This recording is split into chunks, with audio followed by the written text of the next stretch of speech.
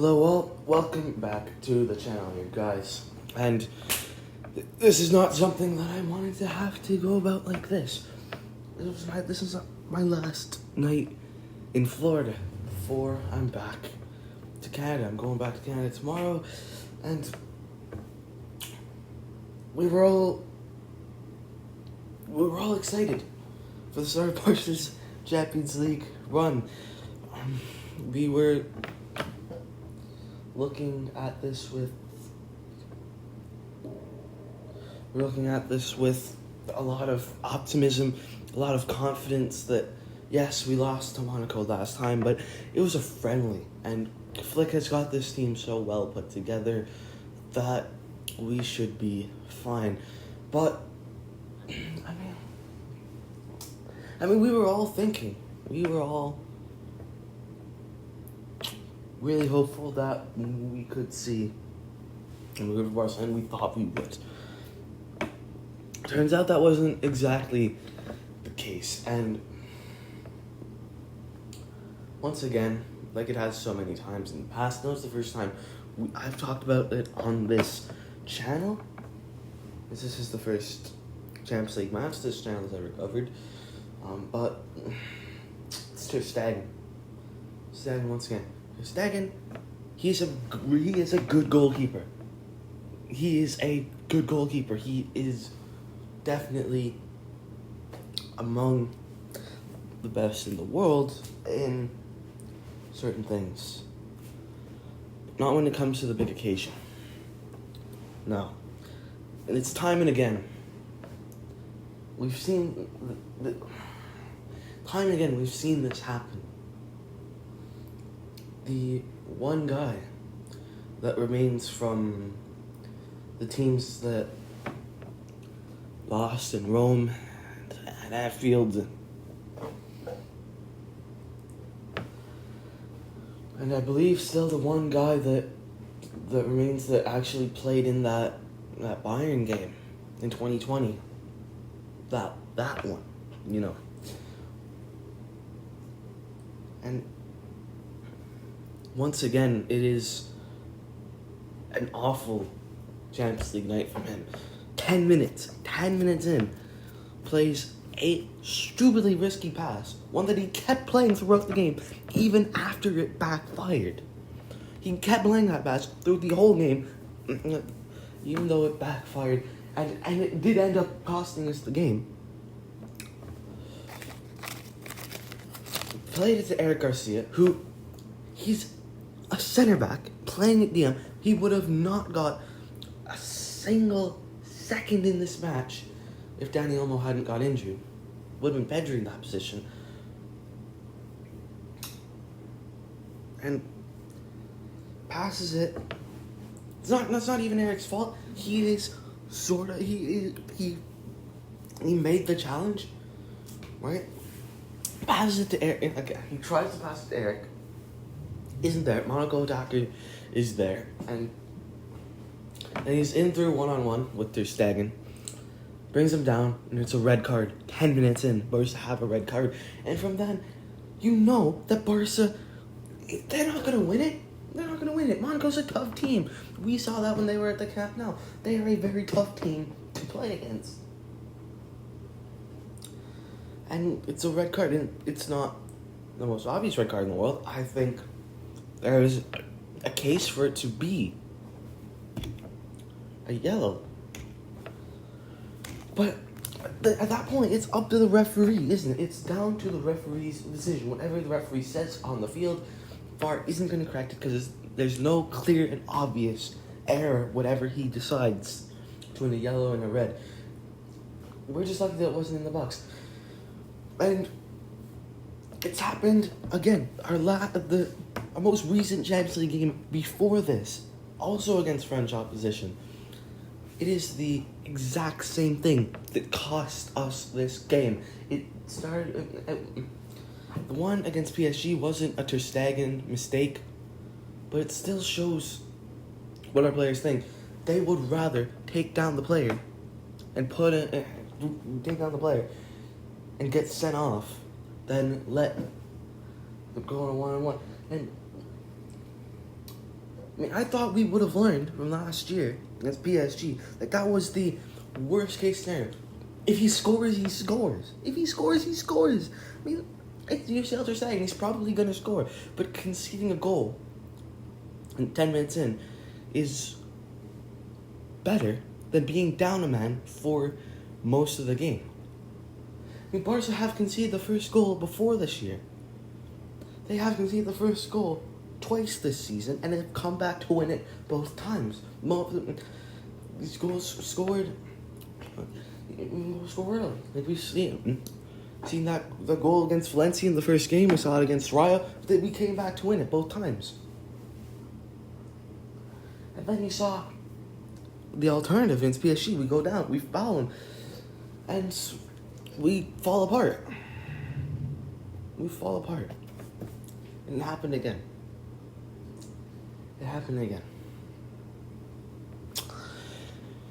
But again, I'm not going to blame Eric here. Because that's a defender's instinct. I feel that's a defender's instinct. It's on Ter Stegen for playing that abysmal pass out. What happened to the days? What happened to those days when the keeper would just punt it away? Just get it to halfway. Like, who cares if I give it away? Just punt it down. Like, get it as far away from your goal as possible. Oh, that was the first thing we were taught as a goalkeeper. That was the first thing I was taught as a goalkeeper. And I was in the Barcelona Academy. I was taught to play goalkeeper under Barcelona trainers. I mean, even I was taught that. I was like 10. I was taught that. No, I was 9. I was 9.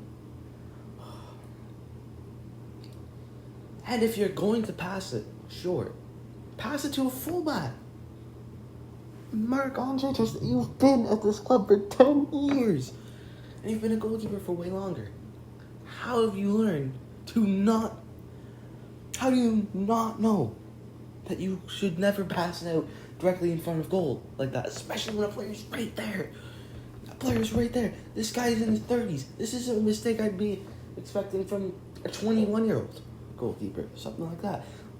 This guy is in his mid-30s. We could see this guy in goal for Barcelona for the next 5 years. I've been first to defend Ter Stegen this whole time when the Barcelona fan base has started to turn on him for the past year. This whole time that this Barca fan base has started to turn on Ter Stegen, I've been the first one to his defense. I'm not anymore. This is ridiculous.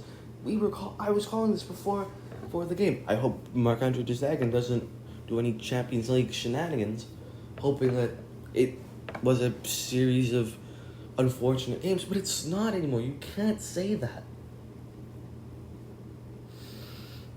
You can't say that anymore. Also, compare with the first goal as well. Compare it with the first goal as well, and he was just stationary. I don't know what he was doing. He was just stationary. He didn't look. It was Ter Stegen at its finest, and I don't even know at this point. Ter Stegen, can we win the Champions League with him in goal? I don't know. Even if we have the best team in the world, we win the Champions League with him in goal. We did in 2015, but we had one of the best teams ever put together. Messi, Suarez, Neymar, Xavi, Iniesta, Piqué, Busquets, Alba, Alves, Mascherano. What on earth is that starting 11? Every single one of those outfield players is legendary. Every single one of those outfield players is legendary. And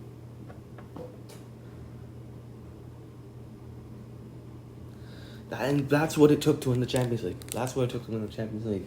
I mean, we could still see this guy in goal for more than half a decade. We could see this guy in goal until 2030. If anything, this guy's career is just beginning. He's now the German number 1. And he's non-transferable for Barca. But that's not all, though. That's not all. They don't think that everyone else sees this team is innocent because of it either. Because they aren't. I'm going to spare berating. I'll tell you the players I'm going to spare berating today. I'm not going to berate Kibarsi. I'm not going to berate Inigo Martinez. Not gonna berate Yamal. Not gonna berate Pedri. Alright? I'm not gonna berate those players. Because they were... Inigo and Barca, they had really good games. They were doing everything. They were doing the most to stop these attacks. And they were in the way so much. They were putting their body on the line like seemingly every 5-10 minutes. Both of them. They had really good games today. Inigo and Barca. Lamine Yamal, he had a really good game today. And for 17, he scored a golazo, got us back in the game. First Champions League goal. And you can't really expect more than that for a 17-year-old. He is already incredible. He is the guy, while we were down, that I and probably many other Barcelona fans were praying to help produce Monaco magic. Was it Rafinha? Was it Lewandowski? It's Yamal, produce a Monaco magic. And he's 17. You can't expect that from him. He did it. Did it once, and then you can't expect that from him twice. You can't. Then you also have Pedri, who was instructed today to play as an attacking midfielder to replace Olmo.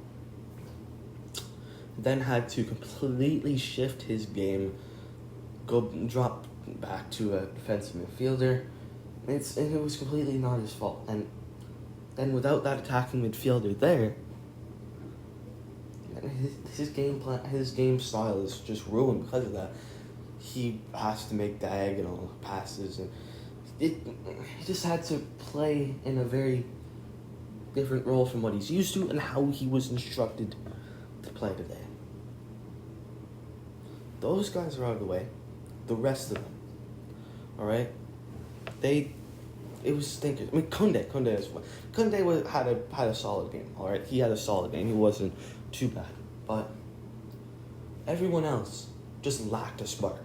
They lacked the spark. Even the players I'm not rating, it seems like everyone, I don't know, maybe it's just because they're partying hard because they're in Monaco. I don't know. It's ridiculous.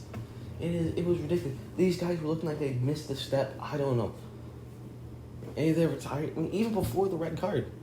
I mean, they were rattled after that red card. Yeah. But even before then, they looked like they were just slow. They were missing that half a step. This was a Barcelona team that looked completely different to what we've seen in La Liga the first few weeks. And Lewandowski got like 5 touches all night, it seemed. I mean, he probably got more, but it only seemed like he touched the ball like once or twice. I only noticed him. I noticed him touching the ball once the whole game. That's the only time I remember him touching the ball. Rafinha. What? Rafinha. What happened to you, man? What happened to you? It's not like an excuse because we were doing well and then it was the Yamal show then. But what were you doing today? What were you doing today, man? I don't know. What happened to your August form? What happened to that? I'm telling you, you're going to need to put together a masterclass against Villarreal this weekend because that was so disappointing. We were putting it out to Yamal, and we were also putting it out to you. We should have been putting it out to you more than Yamal because you're so much more experienced.